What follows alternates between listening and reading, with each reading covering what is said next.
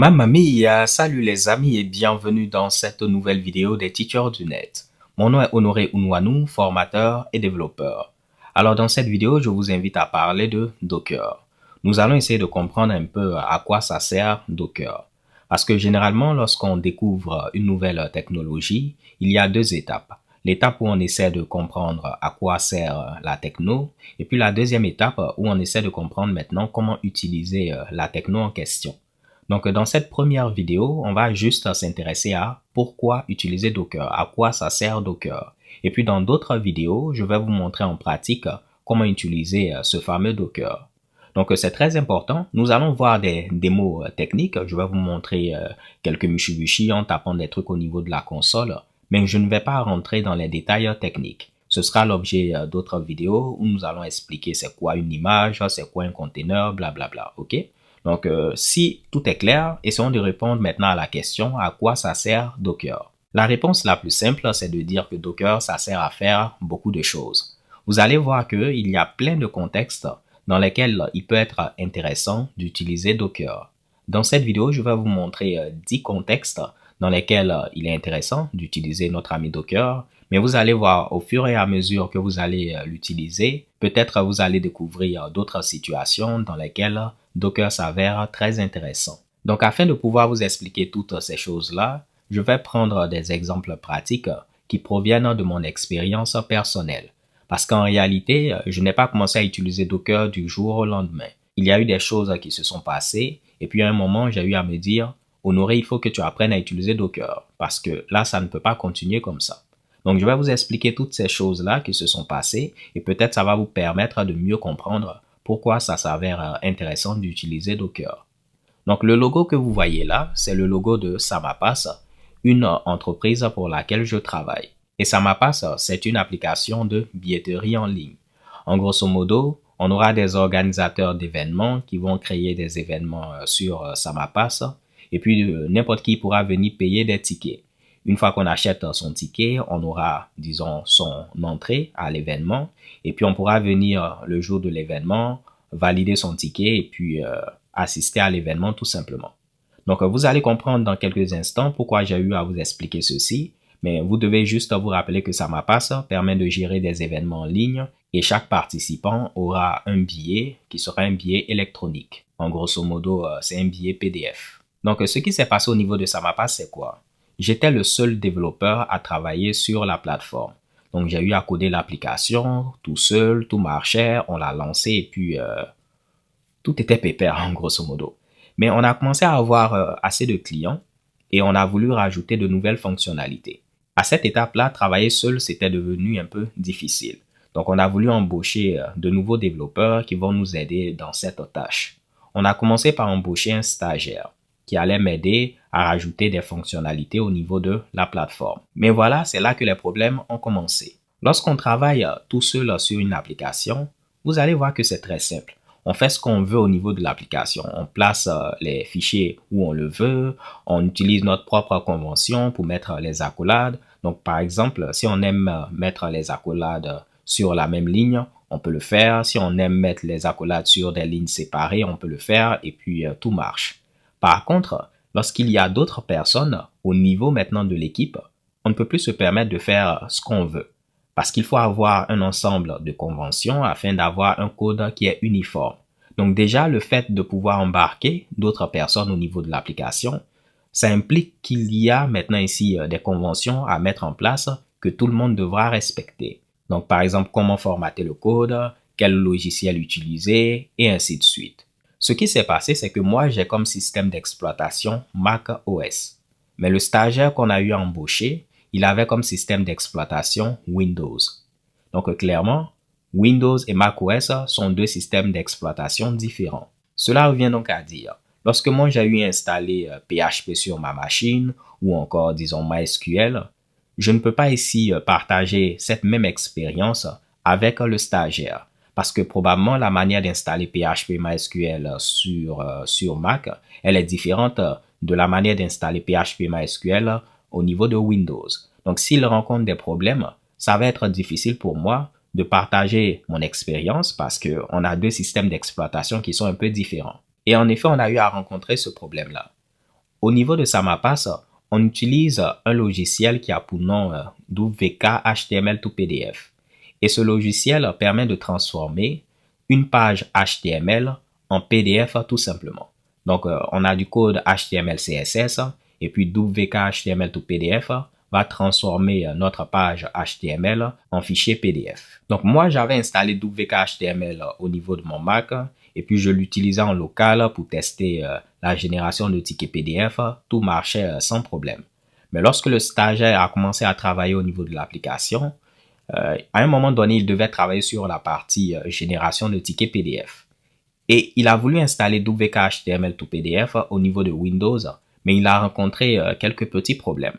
Donc, il m'a contacté et puis j'ai essayé de regarder avec lui et on a réussi au final à régler le problème, mais ça a pris un peu de temps parce qu'il y avait d'autres choses qui étaient présentes sur sa machine qui faisaient qu'on avait des problèmes. Mais c'est à ce moment-là que j'ai commencé à me dire, il faudrait trouver un moyen de pouvoir ici installer des logiciels et puis ça va marcher indépendamment du système d'exploitation. Donc on ne va pas se fatiguer à réfléchir, est-ce que c'est Windows, est-ce que c'est Linux, est-ce que c'est Mac, que ça puisse marcher quel que soit le système d'exploitation et on n'aura pas de problème d'installation à gérer. Donc ça a été la première fois où j'ai cherché en ligne quel outil allait me permettre de faire ceci. Et lorsque j'ai cherché ceci en ligne, c'est là que j'ai trouvé des articles qui parlaient de Docker. On me disait que Docker allait me permettre d'installer très facilement des logiciels indépendamment de mon système d'exploitation. Donc Windows, Mac, Linux, je pourrais installer mes logiciels, bing bang, et puis tout marche sans problème. Donc, j'avais commencé à regarder Docker, j'ai lu un peu la documentation, mais après j'ai abandonné ceci parce que le problème était résolu. Le stagiaire n'avait plus le problème, donc je suis revenu à mes tâches habituelles. On a oublié ici Docker. Quelques mois plus tard, on a embarqué un autre développeur au niveau de SamaPass. Cette fois-ci, ce n'était pas un stagiaire, mais c'était un développeur freelance. Et le développeur freelance en question, lui travaillait pour une autre entreprise et puis en même temps, il travaillait également pour SamaPass. Lorsqu'il a voulu mettre en place ici l'environnement pour commencer à travailler sur SamaPass, il a rencontré également un problème. Le projet SamaPass utilise MySQL pour la partie base de données, mais on utilise la version, disons, 8 de MySQL. Mais lui, au niveau de l'autre entreprise où il travaillait, là-bas, ils utilisaient la version 5.6 de MySQL. Donc, lorsqu'il a voulu démarrer avec le projet, il a rencontré des problèmes parce qu'il y a des trucs qui ne marchaient pas au niveau de MySQL 5.6 parce que cela a été rajouté plus tard dans les versions récentes de MySQL. Donc, lui, son problème, c'était de trouver un moyen d'avoir deux versions différentes de MySQL installées sur sa même machine.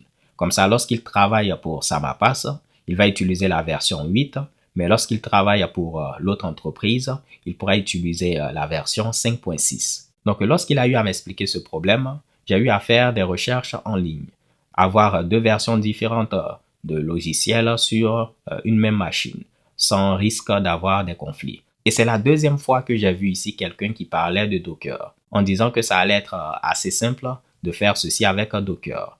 Donc, je suis reparti encore cette fois-ci au niveau de la documentation de Docker et j'ai commencé à apprendre un peu à utiliser Docker. Donc, j'ai fait ici des trucs comme Docker Pull, on me dit ça récupère une image, Docker Run pour créer un container. Mais bref, là, lorsque j'ai terminé, je n'ai rien compris de tout cela. Et en même temps, l'autre développeur, il avait déjà trouvé solution à son problème. Donc, il a pu installer les deux versions et puis tout marchait. Donc, encore une fois, j'ai laissé tomber Docker et puis je suis revenu à mes tâches habituelles. Mais si on essaie de résumer les deux problèmes que je viens d'expliquer, premièrement, on voulait installer des logiciels sans avoir à se fatiguer à gérer des problèmes d'installation et ce, indépendamment du système d'exploitation. Je vais vous montrer dans quelques instants que c'est vraiment simple de faire ceci avec Docker. Le deuxième problème, on voulait avoir différentes versions d'un même logiciel au niveau de notre ordinateur sans avoir des conflits de version entre ces deux Mitsubishi. Et là, vous allez voir également dans quelques instants que c'est un jeu d'enfant de faire ceci avec Docker. Donc là, je suis au niveau d'un site hub.docker.com où on peut voir plein de Mitsubishi qu'on peut installer via Docker. Vous voyez, on a Ubuntu, on a Python, on a par exemple ici Postgres, plein de trucs. On va chercher par exemple Redis. Et puis, je vais dire que je vais installer Redis au niveau de ma machine. Vous voyez, on me dit Je peux ici l'installer. Encore une fois, comme je l'ai dit, je ne vais pas rentrer dans les détails techniques. Dans d'autres vidéos, on va expliquer en détail tous ces éléments-là. Mais là, essayons de voir si on voulait installer Redis assez simplement, comment est-ce qu'on allait le faire avec Docker. On me dit d'exécuter cette commande. Docker run, on peut donner un nom, on fait -d et puis on tape ici Redis. Donc, je peux venir au niveau de la console et je vais faire Docker run et on va mettre Redis. Rien qu'en validant, il va ici télécharger Redis et puis je pourrai l'utiliser sans problème au niveau de mes différents projets. Donc, vous voyez assez simplement, Redis a été démarré. Comme on peut le voir ici, il est prêt à accepter des connexions. De la même manière, imaginons que j'ai un programme en C que je veux compiler en utilisant GCC, qui est un compilateur, mais je ne veux pas me fatiguer à l'installer manuellement, avoir des problèmes et puis régler ces problèmes-là. Vu que je peux le faire via Docker, je vais descendre. On me montre comment est-ce que je peux procéder. Donc là, j'ai un programme C, myapp.c que je veux compiler. Essayons de copier cette ligne. Je vais venir ici. On va arrêter Redis. Je fais CTRL-C. Et je vais créer un dossier que je vais appeler démo docker. Et on va se déplacer dans ce dossier démo docker. Là, avant d'exécuter cette commande, ici, on veut compiler un programme qui a pour nom myapp.c. Et puis la version compilée, on va la mettre au niveau de myapp. Donc, si vous avez déjà utilisé GCC, juste pour vous donner quelques informations, on va enlever tout ceci. Ça permet de compiler le programme. Quel est le programme? C'est ceci. Et puis la version compilée, on veut la mettre au niveau d'un fichier myapp. Donc, moi, je vais créer un fichier que je vais appeler, disons, hello.c. Donc, ce sera notre fichier C. Je vais l'ouvrir au niveau de mon éditeur. Et puis, on va mettre un petit code C. Si je me rappelle, on peut mettre -include de cette manière-là. stdio.h. On met ici int main. Et on va faire simplement un petit printf de hello world de cette manière-là. On n'a pas besoin de rajouter le return 0. Le compilateur va le faire automatiquement pour nous. Donc, essayons de réexécuter notre fameuse commande. Je vais remplacer ceci par hello.c et puis je vais dire que la version compilée, on va l'appeler par exemple ici hello. Donc, je n'aurai qu'à valider. Là, il est en train d'installer GCC et tout. Après, il pourra compiler mon programme et puis on va se retrouver avec un fichier hello qui est la version compilée au niveau de notre dossier démo docker. Donc, vu que c'est la première fois que je l'utilise, c'est pourquoi ça charge tous ces Mitsubishi. Mais si j'utilise ceci une deuxième fois, vous allez voir qu'il n'aura pas besoin de retélécharger ceci parce que ça va être déjà disponible. Mais on va patienter un peu et puis après, on verra est-ce que notre fichier hello a été créé. Donc voilà aussi simplement, tout s'est bien passé. On va voir est-ce qu'on a un fichier hello et voilà ici notre exécutable. Donc voilà aussi simplement, vous avez vu en pratique avec Docker, on a pu ici installer Redis sans se soucier de problèmes d'installation. On a pu installer un compilateur C, on a compilé notre programme, tout a marché et on ne s'est pas ici soucié d'avoir des problèmes qu'on va gérer lors de l'installation. Tout marche à la perfection. Et ce que je viens de vous montrer va marcher indépendamment du système d'exploitation utilisé, que ce soit Windows, Mac ou Linux. Du moment où vous avez Docker, on peut exécuter les mêmes commandes et puis tout va marcher de la même manière. Donc là, on a vu en pratique le premier problème que Docker permettait de résoudre. Installer assez facilement des logiciels sans gérer des problèmes d'installation. Essayons de voir le deuxième problème. Installer différentes versions d'un même logiciel au niveau de notre machine sans se fatiguer à gérer, disons, des conflits potentiels. On va revenir au niveau de Docker Hub et là, je vais rechercher, disons, MySQL. Je vais taper MySQL. On voit qu'on peut installer MySQL. On aura plusieurs versions qu'on peut installer si on regarde. Je vais installer la version 5.7 et puis après la version 8. Si on descend, on va nous montrer comment le faire. On nous donne des informations, comment faire tout ceci. Je vais prendre simplement la première commande, celle qui est ici.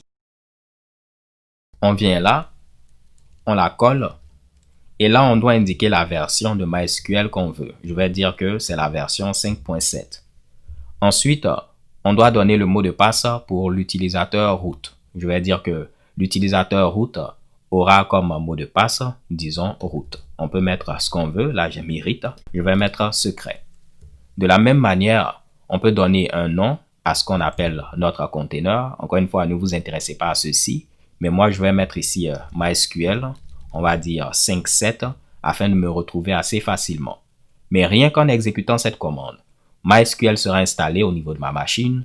Il va ici me créer l'utilisateur route avec le mot de passe secret. Et puis, tout va marcher à la perfection. Donc, on patiente un peu. Il est en train de le télécharger. Et normalement, on pourra tester pour voir est-ce que MySQL 5.7 sera ici installé et est-ce qu'on pourra après se connecter à notre serveur MySQL. Donc, on peut voir que tout s'est bien passé. Je vais faire docker container ls pour lister les containers. Voyez ceci comme un environnement isolé, une boîte où il a eu installé MySQL version 5.7. Et moi, ce que je vais faire maintenant, c'est me connecter à cette boîte-là, ok? Cet environnement isolé. C'est ce qu'on appelle un container. Mais comme je l'ai dit, je me répète, je le sais, mais je vais l'expliquer en détail dans d'autres vidéos. Mais si je fais ici docker exec, et puis on va ici se connecter à ce container-là, et puis je mets bash, vous allez voir, je pourrais ici faire MySQL -u route -p. On va me demander le mot de passe, je vais me tromper. On voit que ça ne marche pas. Mais si je mets le bon mot de passe secret et on valide, on voit que je suis connecté. Et puis la version de MySQL, c'est la version 5.7.32. Donc c'est bel et bien une version 5.7. Ouvrons un nouvel onglet. Et puis je vais tenter maintenant cette fois-ci de pouvoir installer la version 8 afin de vous montrer qu'on a deux versions et puis on n'a pas de conflit. Donc je vais tenter de refaire la même chose. Mais là, je vais préciser comme version 8.0. Et le nom, je vais le changer également. Je vais l'appeler ici MySQL 8 de cette manière-là. On valide. Donc, il a pu me créer mon conteneur. Cette fois-ci, vous avez vu qu'il n'a pas eu à retélécharger tous les Mushibushi parce qu'on avait déjà un peu téléchargé ceci. Mais je peux copier ceci et je vais faire docker exec pour me connecter à cette nouvelle boîte isolée, ce nouveau conteneur-là. Et puis, on va essayer de voir quelle version de MySQL a été installée. Donc, je peux faire maintenant ici MySQL -u route -p. Je mets secret comme mot de passe. Et regardez, cette fois-ci, j'ai la version 8 de MySQL. Donc, j'ai installé deux versions ici de MySQL, 5.7 et puis la version 8, sans me soucier des problèmes d'installation. Et puis, on n'a pas eu de conflit également entre ces versions-là. C'est parce que ces deux versions ont été installées dans ce qu'on appelle des containers, qui sont des environnements isolés. Donc, ceci est isolé de cela. Et après, ce qui est intéressant par la pratique, je vais vous montrer via le code qu'on peut se connecter à cette version spécifique ou bien cette autre version. Ok? On ne va pas le voir dans cette vidéo, mais c'est assez simple de se connecter à ce serveur-là ou bien de se connecter à ce serveur-là au niveau de notre code. Donc, si on essaie de faire un petit rappel des deux premiers points qu'on a eu à voir, avec Docker, ça va être simple d'installer des logiciels sans avoir à se fatiguer à régler des problèmes d'installation ou bien des problèmes de différence de système d'exploitation. Et je vous ai montré un exemple avec GCC et puis Redis. On a vu que c'était simple de le faire. Le deuxième point, on a vu qu'on peut installer plusieurs versions d'un même logiciel au niveau de notre machine sans avoir à gérer ici des conflits. Et ceci est possible parce que Docker crée ce qu'on appelle des containers qui sont des environnements isolés. Donc, on a un container, un environnement isolé où la version 5.7 a été installée et puis un autre container où la version 8 a été installée. Et on a vu que c'était un jeu d'enfant de le faire avec Docker. Donc, par rapport à ce que je vous ai montré, on peut donc remarquer qu'on peut utiliser Docker pour installer différentes technos sans prise de tête. Donc, on n'a pas peur de les installer puis avoir des difficultés à les désinstaller après. Parce que des fois, vous allez trouver des technos en ligne, vous avez envie de les essayer, mais vous avez peur après de ne pas pouvoir bien les désinstaller et tout. Alors qu'avec Docker, vu que les environnements seront isolés, si vous avez envie de supprimer quelque chose, vous n'aurez qu'à supprimer ici le conteneur en question et puis bang, ceci disparaît. Ok? Et on va voir ceci en pratique avec ce qu'on appelle Socrates. Je vais donc vous le montrer. Donc, Socrates, c'est un outil qui est en rapport avec Zk-Snark et puis Ethereum. Vous n'avez pas besoin de comprendre ceci. Ethereum, c'est une blockchain. Et puis Zk-Snark, c'est, disons, un protocole ZKP qui nous permet de faire des trucs zero knowledge. Comme je vous l'ai dit, vous n'avez pas besoin de comprendre ceci. Mais récemment, j'étais en train de travailler sur un projet qui l'utilisait.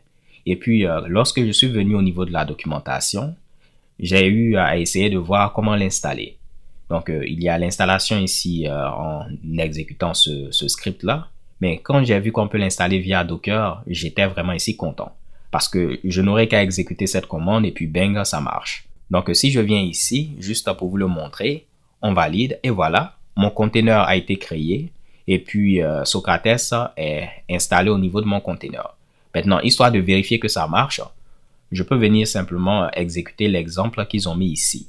On me dit de créer un fichier root.zoc, donc n'importe quel fichier, et puis je vais mettre ce code.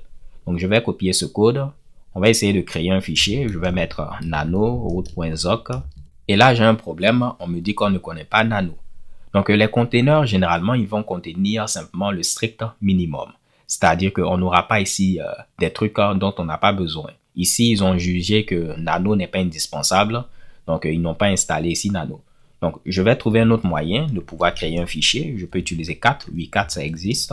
Donc je vais créer un fichier root.zoc et cette manière de procéder me permet de mettre ce contenu dans ce fichier avec cat. Et puis si je fais cat root.zoc, et voici maintenant j'ai le contenu qui a été mis au niveau de ce fichier. Je peux passer à l'étape suivante. On me dit que je peux lancer ici la compilation, faire le setup et puis tout va marcher. Donc essayons d'aller, oups, je ne voulais pas faire ceci, désolé. On va copier ce premier Mitsubishi, on l'exécute et on voit que tout marche. On vient à ce niveau, on exécute ce deuxième là, tout marche également. On exécute le troisième et puis le troisième c'est une vérification. En grosso modo ici, le programme, je ne l'ai pas expliqué, mais ce qui est ici, ça permet de vérifier est-ce que A est la racine carrée de B. Et pour ceux qui aiment les mathématiques, A est la racine carrée de B si A fois A est égal à B. Donc ici, on vérifie est-ce que 337 est la racine carrée de ceci. Normalement, 337 fois 337, ça donne ceci. Donc si j'exécute ceci, on voit qu'on a 1 parce que c'est vrai. Mais si je vérifiais est-ce que, disons, 4 est la racine carrée de 15, on va me dire faux. Donc ça retourne ici 0. Donc ça marche. Si je demande 4 est la racine carrée de 16, on me dit oui. Et puis ici c'est 1. Donc quand c'est bon c'est 1, quand c'est faux c'est 0. Donc juste pour vérifier, on va mettre ici par exemple 3. Est-ce que 3 est la racine carrée de 9? Oui. Donc on aura 1. Bang. Est-ce que ici 12 est la racine carrée de 144? On valide, on me dit oui. Mais si je mets est-ce que 12 est la racine carrée de 134? On me dit non avec ici 0. Donc là l'idée ce n'est pas de voir comment utiliser ce logiciel là, mais c'est de voir que pour l'essayer, j'ai exécuté une seule commande, bang, je l'ai essayé. Si après, je n'ai plus besoin de lui et puis je veux le supprimer, ça va être simple. On pourrait exécuter des commandes comme docker container ls. Je vais lister ici les containers. On voit que mes deux containers sont en rapport avec MySQL. Donc, si je mets ici "-a" pour afficher les containers également qui sont stoppés, on voit que le container que j'ai utilisé tout à l'heure pour Socrates, il a été stoppé et puis là, cet identifiant. Mais ce qui est intéressant après, si je n'ai plus besoin de Socrates, je pourrais ici le supprimer très facilement. Juste pour vous le montrer, je peux faire docker image ls. J'ai plein d'images. Je vais chercher ici Socrates. Le voilà à ce niveau-là. Donc je peux ici copier ceci. Et je vais faire docker image rm pour dire que je veux supprimer cette image. On valide. Là, on me dit qu'il y a des containers qui utilisent cette image, qu'il faudra forcer la suppression. Je fais ici "-f". Et voilà, maintenant, si je refais ici le listing de mes images, vous allez voir que Socrates a été supprimé. Donc, c'est vraiment simple d'utiliser, disons, Docker pour tester de nouvelles technos, afin de voir un peu comment est-ce qu'elles fonctionnent et puis les désinstaller après si on n'a plus besoin de ces technos-là. Donc, je n'ai pas eu besoin de réfléchir à ce que ceci a laissé des trucs sur ma machine. J'ai exécuté la commande. Ceci m'a permis d'avoir accès à Socrates au niveau d'un container. Lorsque j'ai terminé, j'ai supprimé l'image et puis tous les conteneurs associés et bang, tout marche. Donc, ça va vous permettre assez simplement de tester de nouvelles technos sans prise de tête. Donc, revenons à présent à SamaPass. Si vous vous rappelez, on avait eu deux problèmes.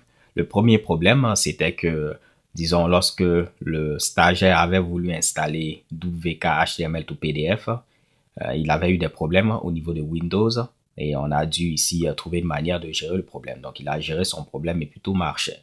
Mais là, on vient de voir que on pouvait le faire très facilement avec Docker. On allait chercher ici, est-ce que on a une image Docker pour, disons, WK HTML to PDF.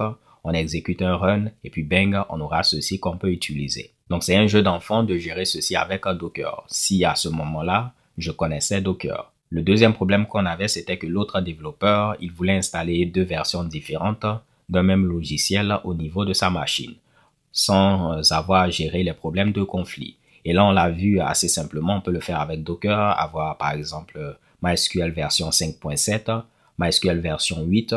Ce seront deux versions dans des containers distincts et puis on pourra les utiliser sans problème.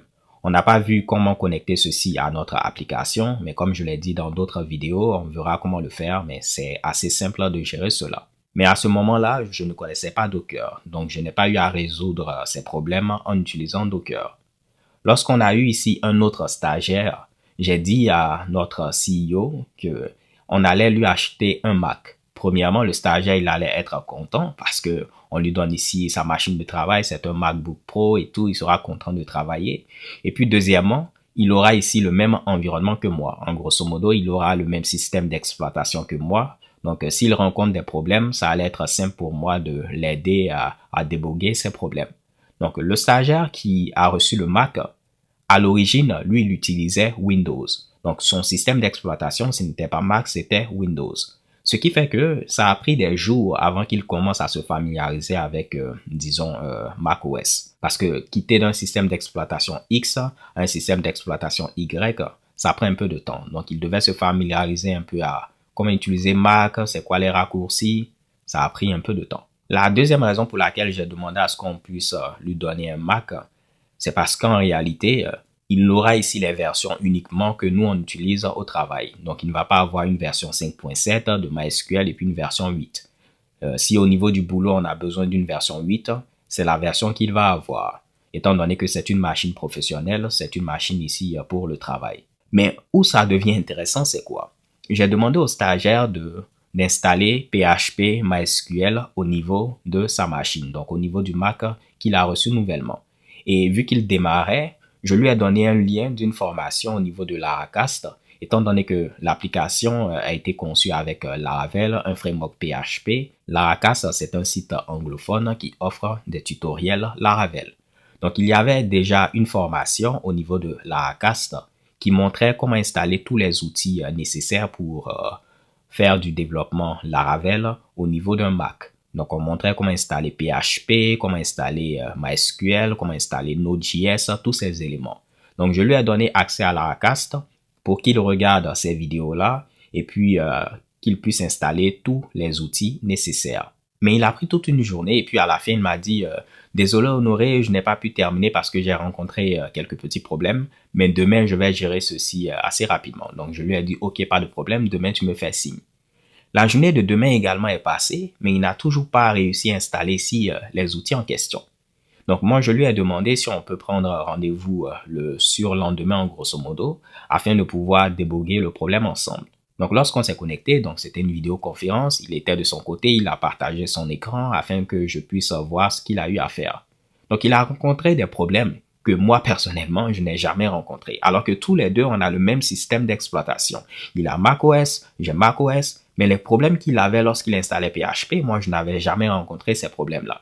Et c'est là que je me suis rendu compte que ce n'était pas la solution d'avoir le même système d'exploitation. Parce que même en ayant le même système d'exploitation, on peut avoir des erreurs différentes. Parce que peut-être lui, il a installé d'autres choses que moi, je n'ai pas au niveau de ma machine et vice-versa. Et en réalité, c'était un peu le cas. Lui, lorsqu'il a suivi les vidéos et puis ça ne marchait pas, il a installé un outil qui a pour nom MAMP. Pour ceux qui font un peu du PHP, c'est comme WAMP au niveau ici d'un Mac. Il a installé ceci pour avoir PHP, mais ceci a créé d'autres conflits lorsqu'il a tenté de suivre le tutoriel et puis rien ne marchait. Donc la solution, il a juste réinitialisé ici la machine vu que c'était un nouveau Mac et puis c'est pour l'entreprise simplement. Et puis on a réinstallé les outils ici de zéro et puis tout a marché.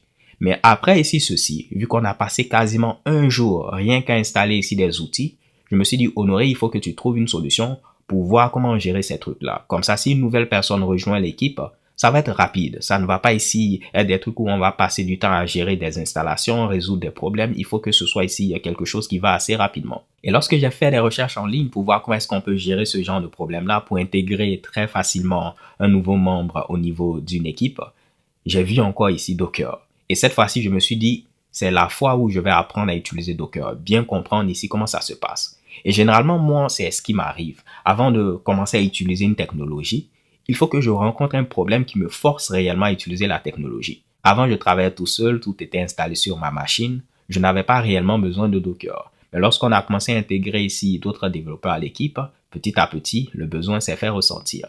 Et j'ai eu le même problème lorsque je commençais à utiliser Git. La première fois que j'ai entendu parler de Git, on disait que ça permettait de versionner notre code. Donc, on pourra dire qu'on a rajouté tel fichier, on a rajouté tel code et ainsi de suite.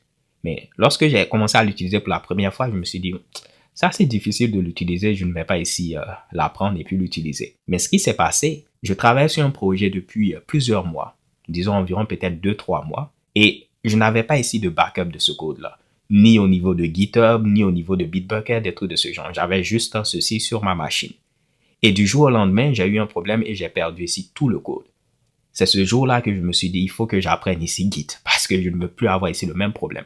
Donc, ce que je veux vous dire par là, c'est que n'utilisez pas des technos juste pour les utiliser. Il faut que vous puissiez justifier ici ce besoin-là. C'est pourquoi je vous explique un peu les étapes par lesquelles je suis passé pour commencer à utiliser Docker et puis commencer à aimer, commencer à apprécier ici Docker en grosso modo. Donc là, si on essaie de revenir à nos moutons, j'ai eu à voir de manière pratique que la solution, ce n'était pas d'avoir le même système d'exploitation. Parce que même si on a le même système d'exploitation, on peut toujours avoir des problèmes. Vu que lui peut avoir des trucs qui sont installés sur sa machine, moi aussi des trucs qui sont installés sur ma machine. Donc il fallait trouver un moyen de gérer ceci. Au moment où je faisais mes recherches, en plus de Docker, on avait parlé également des machines virtuelles. Et une machine virtuelle, ça nous permet d'avoir comme, disons, une machine dans notre machine. Donc en grosso modo, par exemple, lorsque je fais des tutoriels pour montrer comment installer Python sous Windows, sous Mac, sous Linux, moi, je n'ai pas ici une machine qui a Windows, je n'ai pas une machine qui a Linux. Donc, pour faire ici la vidéo, je vais créer une machine virtuelle où je vais installer Windows et puis une autre machine virtuelle où je vais installer ici Linux. Donc, c'est comme si j'ai une machine à l'intérieur de ma machine. Et lorsque je veux faire mon tutoriel, je démarre la machine Windows, je montre ce que je veux montrer et puis ben que ça marche. Donc, il y aura tout le système d'exploitation Windows qui va être utilisé au niveau de cette machine virtuelle. Pareillement, tout le système d'exploitation peut être Ubuntu qui va être utilisé pour ma machine virtuelle qui utilise Ubuntu, ainsi de suite. Donc, Linux en grosso modo. Donc, ce qu'on avait trouvé comme solution, c'est de créer une machine virtuelle qui allait avoir tous les outils dont on a besoin, qui allaient déjà être installés. Donc, PHP allait être installé au niveau de la machine virtuelle, MySQL allait être installé, WKHTML to PDF allait être installé, et puis tout le monde pourra utiliser cette machine virtuelle-là, et on est sûr que on aura le même environnement grosso modo. Donc, on a eu à faire ceci, et puis normalement, ça marchait. Le seul problème, c'était que c'était lent. C'est-à-dire que on est en train de développer, et on tape localhost et on clique sur des liens, ça prend 3 ou 5 bonnes secondes avant que ici, disons, la page s'affiche. Donc oui, ça marchait, oui, on avait le même environnement, mais avec les machines virtuelles, c'était un peu lent. Et ça ne donne pas envie vraiment de travailler là-dessus si pour déboguer un petit Mitsubishi, on doit attendre 10 secondes, 5 secondes pour que la page charge. Donc il fallait trouver une alternative ici à ces machines virtuelles-là pour qu'on ait quelque chose de plus rapide, de plus élégant. Donc, j'ai eu à taper sur Google pourquoi ma machine virtuelle est assez lente. Et on avait trouvé des solutions qui permettaient ici d'accélérer un peu cela. Et puis, normalement, ça a fait l'affaire. Mais en même temps que j'avais vu ici les réponses, il y avait quelqu'un d'autre qui parlait ici de Docker, en disant qu'avec Docker, ça allait être beaucoup plus rapide. Donc, plus tard dans d'autres vidéos, je vais vous montrer pourquoi les containers qu'on a avec Docker sont plus rapides que les machines virtuelles. Mais clairement, en pratique, les containers sont beaucoup plus rapides parce que c'est beaucoup plus léger comparé aux machines virtuelles. Au niveau des machines virtuelles, on a tout le système d'exploitation et tout, alors qu'au niveau des containers, comme on l'a vu tantôt, on a le strict minimum pour que ça puisse marcher. Donc, c'est vraiment ici léger. Et en plus de ceci, les containers utilisent le système d'exploitation de la machine hôte. Donc, comme je l'ai dit, ne vous intéressez pas aux détails pour l'instant. Si vous avez juste compris que avec les containers, des fois, ça va être un peu plus rapide qu'avec les machines virtuelles, moi, ça fera mon affaire. Donc, le quatrième point, c'est ceci. Les containers sont beaucoup plus rapides que les machines virtuelles parce qu'on aura juste le strict minimum dont on a besoin. Le reste, on va utiliser le système d'exploitation de la machine hôte. Et comme je vous l'ai dit, on verra ceci un peu plus en détail dans d'autres vidéos pour que vous puissiez mieux comprendre pourquoi ceci est rendu possible. Mais si vous avez compris que généralement, en pratique, les containers sont un peu plus rapides à démarrer que les machines virtuelles, moi, ça va faire mon affaire. Passons au point 5. Avec Docker, ça va être simple d'intégrer de nouveaux membres au niveau de votre équipe. Vous aurez un fichier de configuration. Je vais vous montrer par exemple à quoi ressemble ce fichier. On va regarder ce fichier-là. Et au niveau de ce fichier, on dit qu'on aura besoin par exemple de MySQL, on aura besoin de Redis, on aura besoin de Mailhog et puis une base de données MySQL pour les tests.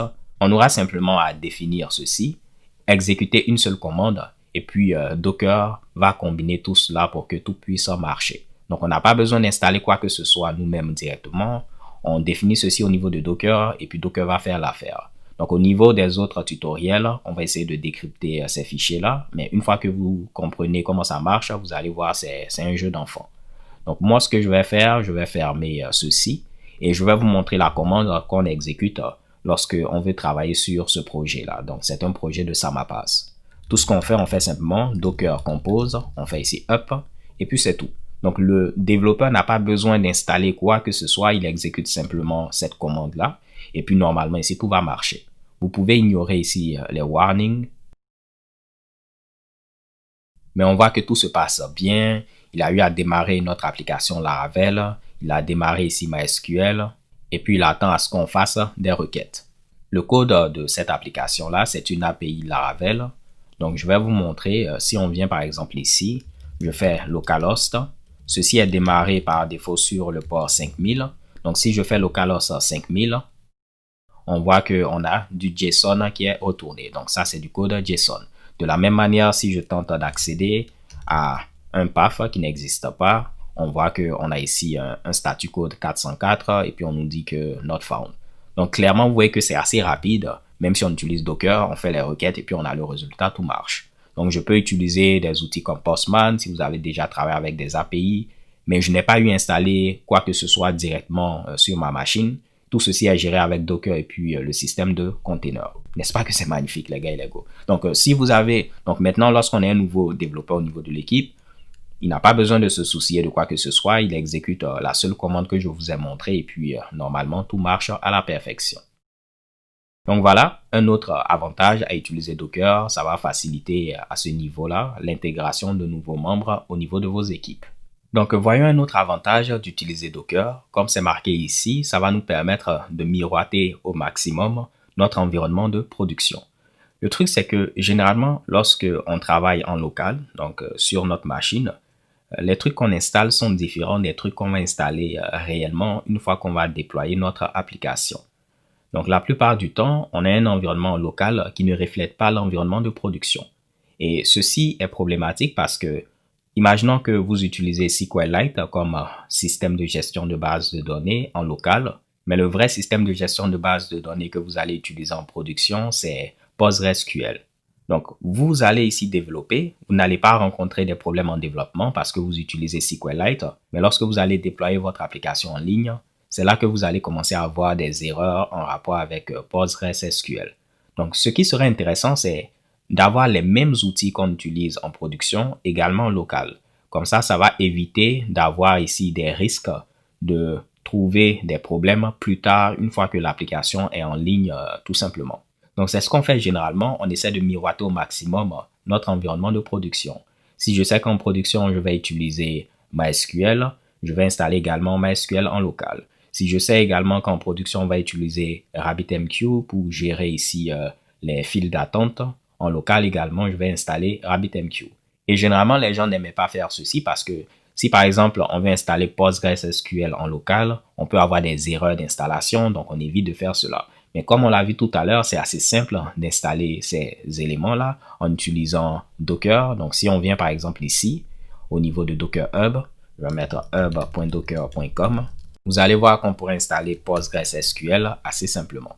C'est difficile à prononcer, mais vous voyez qu'on a une image pour PostgreSQL et puis on nous montre comment est-ce qu'on peut l'installer.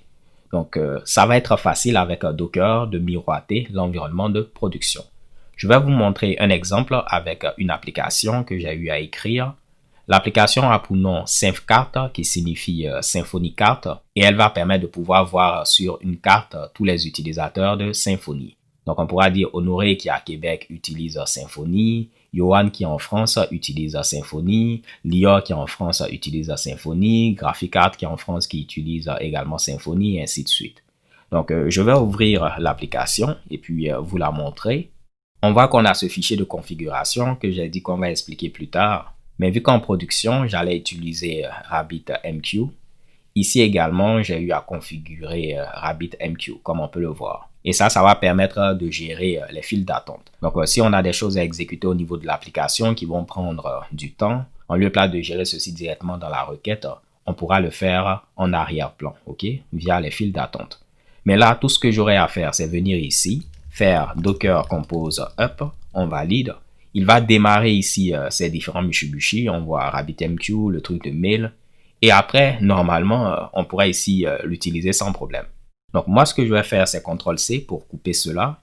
Et puis, je vais démarrer ceci en arrière-plan. Donc, en lieu de place de démarrer ceci directement dans le même terminal, je ne sais pas pourquoi je mettais ma main comme ceci. Désolé. En lieu de place de mettre ceci de cette manière, je vais mettre -D pour démarrer ceci en arrière-plan. Maintenant, une fois que c'est démarré, vu que c'est un projet Symfony, vous n'avez pas besoin de connaître Symfony, mais je vais faire Symfony Serve afin de démarrer mon application. Donc, pendant que c'est en train d'être fait, Symfony, c'est un framework web. Il va vous permettre très facilement de créer des applications web en PHP. Donc, tout s'est bien passé. On vient ici. Je vais taper, on va voir ça a été démarré où. On va essayer de remonter. Donc, sur le port 8000, on clique. Et mamma mia, on peut voir ici notre application. Donc, on a 3 personnes qui utilisent, disons, Symfony au niveau de cette zone-là. Et puis, on peut cliquer pour voir les informations sur ces personnes. On peut voir ici toutes les personnes en question. Je peux prendre cet utilisateur, voici ses skills, et puis voici sa position. On clique plutôt sur ceci et puis on peut voir les informations. On peut zoomer, faire ce qu'on veut, ok? Mais là, je vais tenter de me connecter, histoire de vous montrer la partie où on utilise les files d'attente. Lorsque l'utilisateur crée un compte, il peut entrer à ce niveau-là, disons son adresse.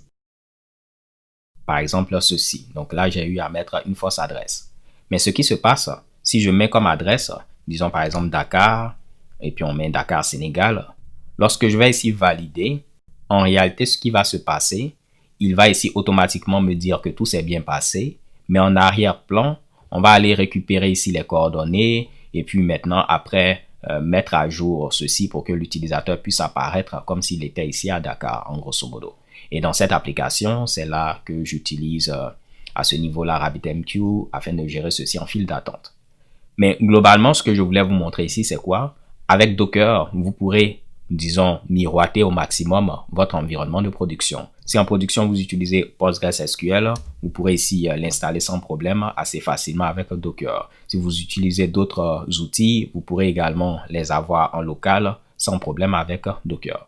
Donc, c'est très important. Ça permet d'éviter les réponses du genre, mais ça marche sur ma machine, ça marche en local. Parce que très souvent, lorsqu'on est dans une équipe, et puis on nous dit par exemple, Honoré, mais ce que tu viens de déployer, ça ne marche pas. Notre réponse en tant que développeur, c'est de dire, ça marche en local.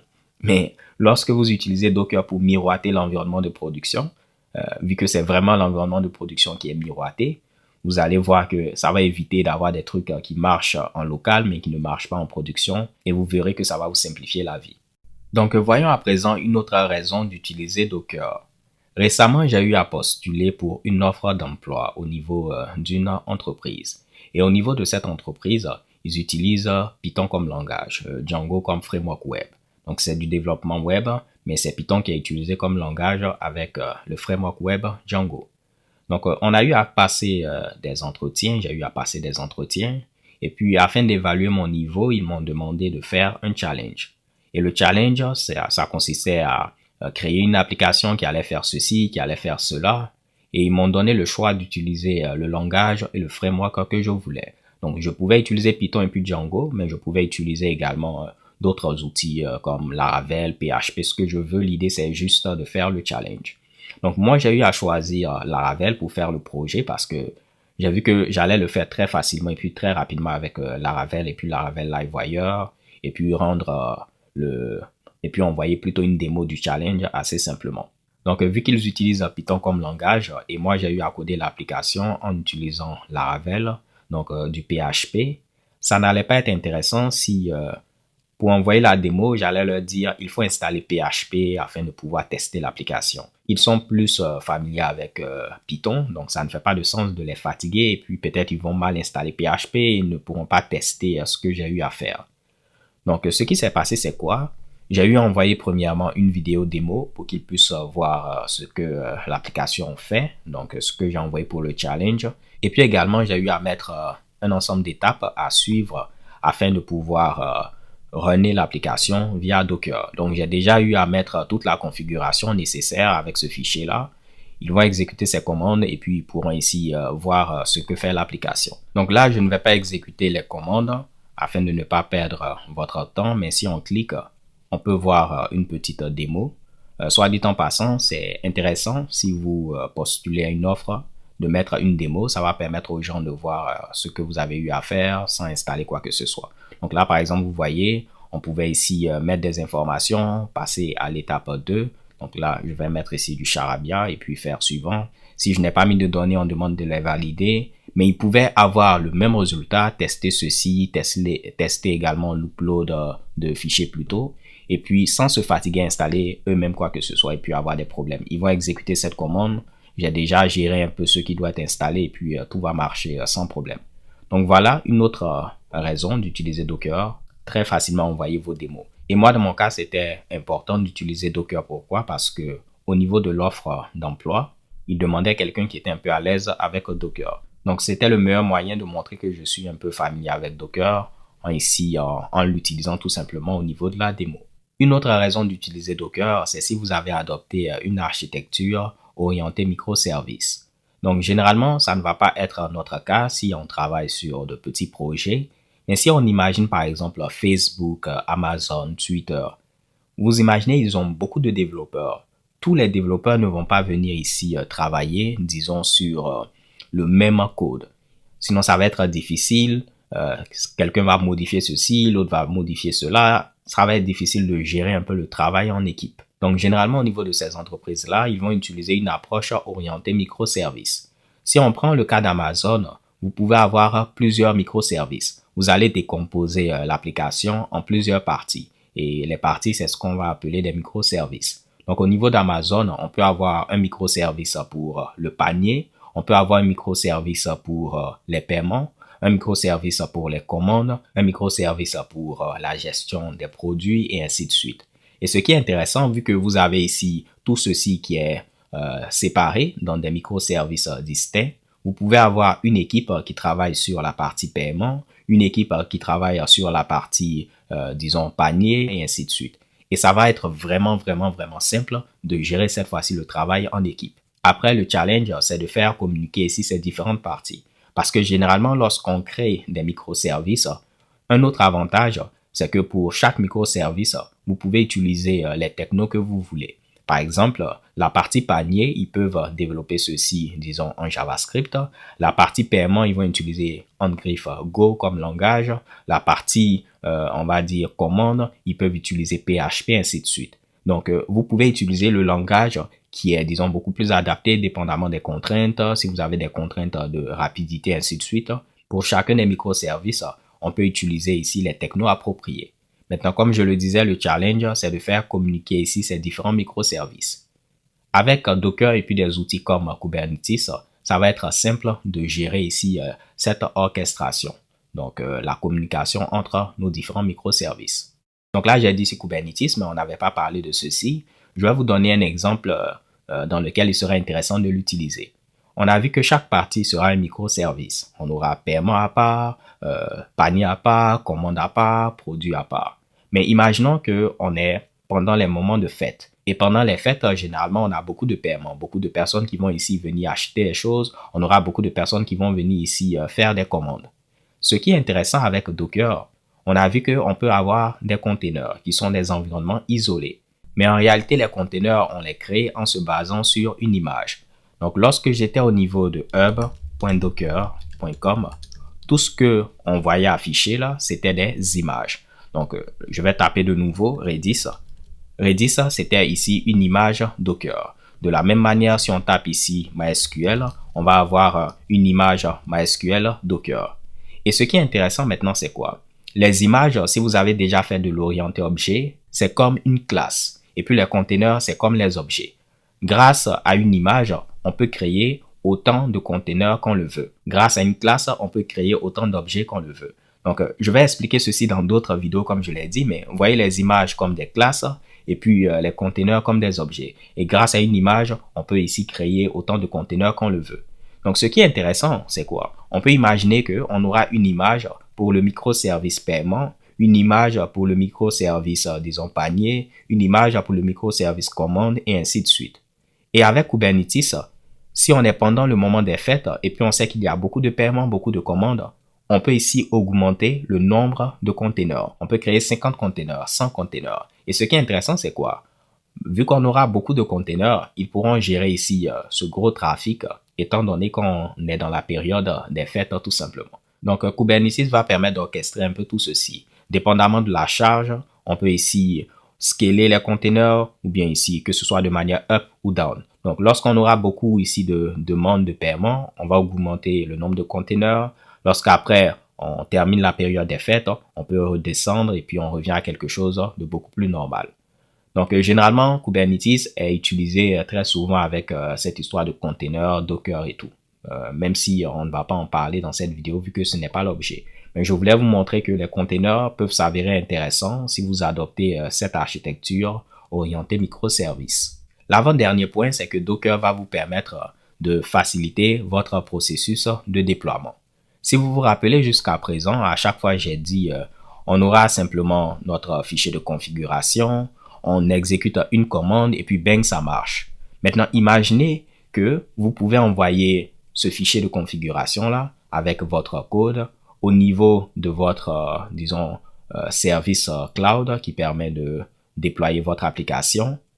Tout ce que votre service, que ce soit DigitalOcean ou encore Heroku, aura à faire, c'est exécuter la même commande que vous exécutez en local afin de démarrer ici tous ces Mitsubishi et puis bang, ça va marcher. Donc, il y a plein de services actuellement qui permettent de déployer des applications via les containers. Donc, si vous cherchez par exemple DigitalOcean et puis vous tapez ici container, un truc comme ceci, vous allez voir qu'ils vont vous permettre de faire ce genre de truc là pour déployer votre application en utilisant les containers. De la même manière, si vous cherchez ici Heroku, oups, je vais mettre ici Heroku, Docker Container, un truc comme ça, vous allez voir qu'il vous permet de le faire. Et dans les autres vidéos à venir, je vais vous montrer en pratique comment ça se passe. Désolé. Donc, on vous explique comment le faire, mais ça sera assez simple de gérer ceci avec Docker. Ils vont vous expliquer ce que vous devez faire et puis vous aurez l'environnement de développement qui miroite l'environnement de production et puis également le déploiement va être un jeu d'enfant en précisant ce qui est censé être utilisé. Donc, voyons à présent maintenant le dernier point. C'est qu'une fois que vous allez ici apprendre Docker et puis savoir l'utiliser, ceci va vous permettre d'être à l'aise à utiliser d'autres solutions qui se basent sur Docker. Donc, par exemple, le déploiement dont je viens de vous parler, une fois que vous savez comment utiliser Docker, vous aurez envie de pouvoir l'utiliser pour faire d'autres choses.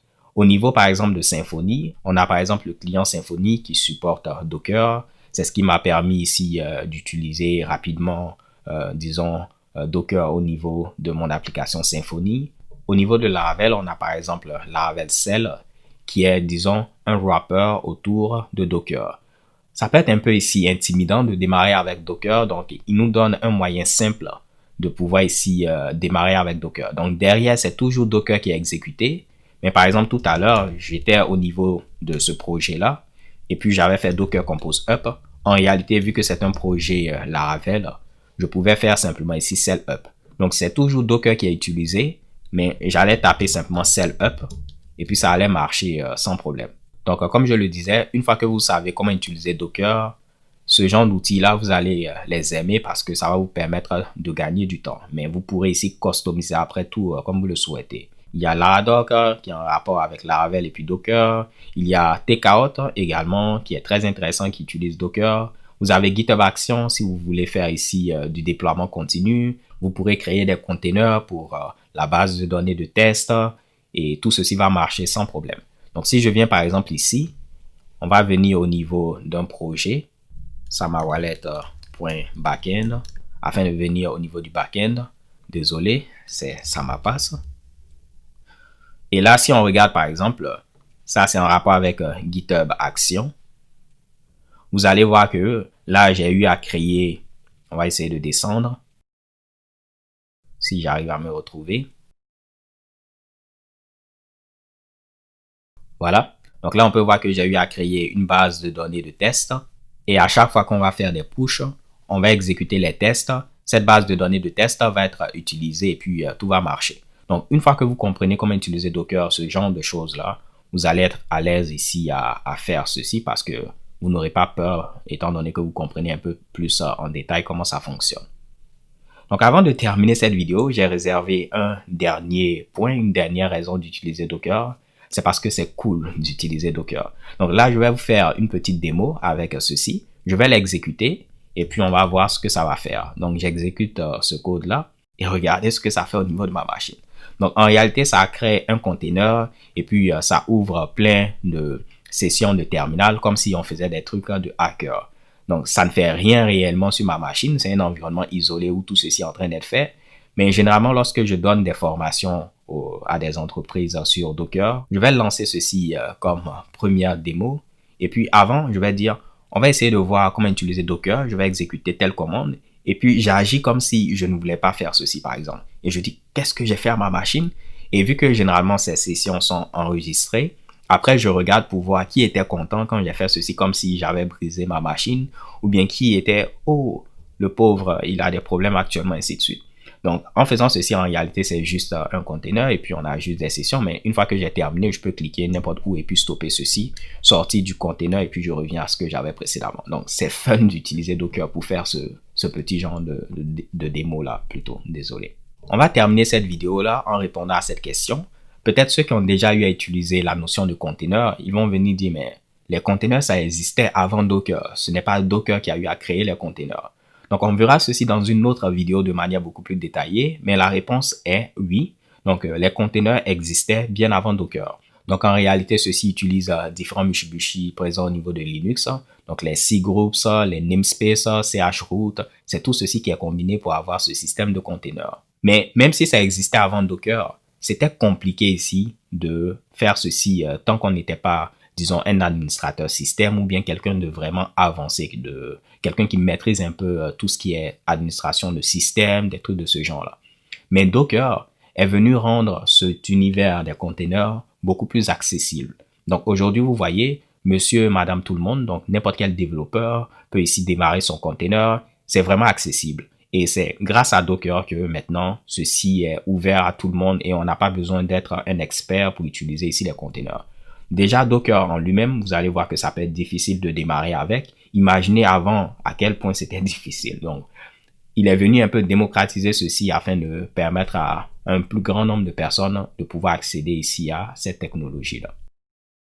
Donc, si on récapitule, on a vu ici que Docker, ça sert à plein de choses. Ça permet d'installer ici facilement des logiciels sans se soucier de problèmes d'installation. Ça nous permet d'installer plusieurs versions d'un même logiciel sur notre machine sans avoir à gérer des conflits. Ça nous permet de pouvoir ici tester de nouvelles technologies sans prise de tête ou bien à se dire, est-ce que je vais pouvoir bien désinstaller ceci? On n'a pas besoin de se soucier vu que Docker va lancer un container, un environnement isolé avec tout cela. Lorsqu'on n'a plus besoin, on peut supprimer le container, supprimer l'image qui a été utilisée et puis bang, tout est bon au niveau de notre machine.